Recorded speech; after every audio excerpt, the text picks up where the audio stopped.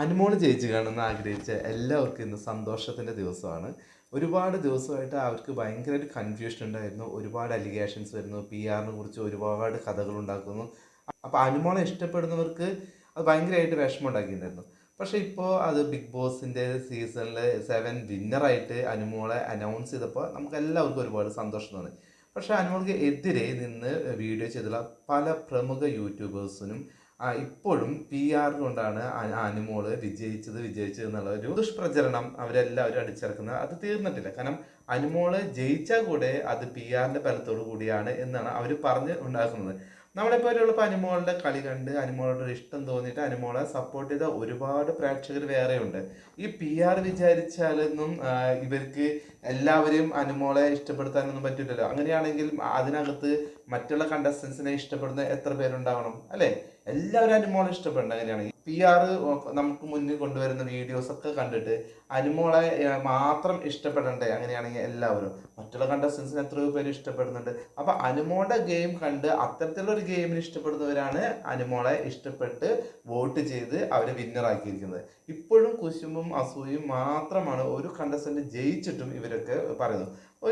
ഒരു കൺഗ്രാറ്റുലേഷനോ അല്ലെങ്കിൽ ഒരു ലേഡി കണ്ടസ്റ്റന്റ് വിന്നറായിട്ട് വരുന്നു, അതിന്റെ ഒരു സന്തോഷമൊന്നല്ല ഇവരുടെ മുഖത്ത്.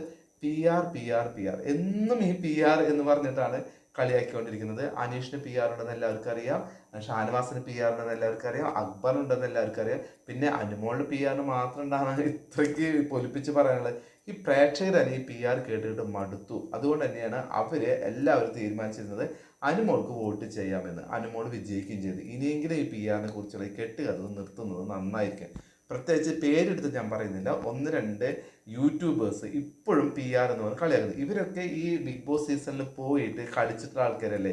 ഇവർക്ക് അറിഞ്ഞൂടെ എങ്ങനെയാണ് അതിൻ്റെ അകത്ത് കളിക്കേണ്ടത്? കണ്ടന്റ് പോലും ഉണ്ടാക്കാതെ അതിനകത്ത് പോയിട്ട് വെറുതെ പട്ടിച്ചന്തയ്ക്ക് പോയ പോലെ തിരിച്ചു പോകുന്ന കുറെ കണ്ടസ്റ്റൻസ് ഉണ്ട്. അവരാണ് ഈ വീഡിയോ ചെയ്തിട്ട് പറയുന്നത് അനുമോള് പി ആർ കൊണ്ടാണ് വിജയിച്ചത്, അനുമോള് പി ആർ കൊണ്ട് മാത്രമാണോ വിജയിച്ചിരിക്കുന്നത്. അതിനകത്ത് എത്ര കണ്ടന്റ് കൊടുത്തു? എല്ലാവരും ചർച്ച ചെയ്യുന്ന അനുമോളെ കുറിച്ചാണ്. അനുമോള് ഒന്നില്ലെങ്കിൽ നെഗറ്റീവായിട്ട് അനുമോൾ ചെയ്ത ഒരു കാര്യം, അത് ലാലേട്ടൻ വരെ വീക്കെൻഡ് എപ്പിസോഡ് ഒന്ന് ചർച്ച ചെയ്യുന്നു. അല്ലെങ്കിൽ അനുമോള് പോസിറ്റീവായിട്ട് എന്തെങ്കിലും ചെയ്ത കാര്യം. അല്ല, എന്തായാലും അനുമോളെ കുറിച്ച് ഒരു കണ്ടന്റ് ഇല്ലാതെ ബിഗ് ബോസ് സീസൺ 7 പോയിട്ടില്ല. അപ്പൊ അങ്ങനെ അത്ര കണ്ടന്റ് കൊടുക്കുന്ന ഒരാൾ വിജയിച്ചിട്ട് സന്തോഷിക്കല്ലേ നമുക്ക് വേണ്ടത് അല്ലേ?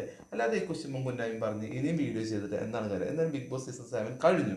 വിന്നറെ എല്ലാവരും കൺഗ്രാറ്റുലേറ്റ് ചെയ്യുക. പിന്നെ വീണ്ടും വിവാദങ്ങൾ ഉണ്ടാക്കാനായിട്ട് അവരുടെ വ്യൂവർഷിപ്പ് കൂട്ടാൻ വേണ്ടിയിട്ട് എന്തിനാണ് വെറുതെ ആവശ്യമില്ലാണ്ട് ഇതുപോലെയുള്ള വീഡിയോസ് പടച്ചുവിടുന്നത്?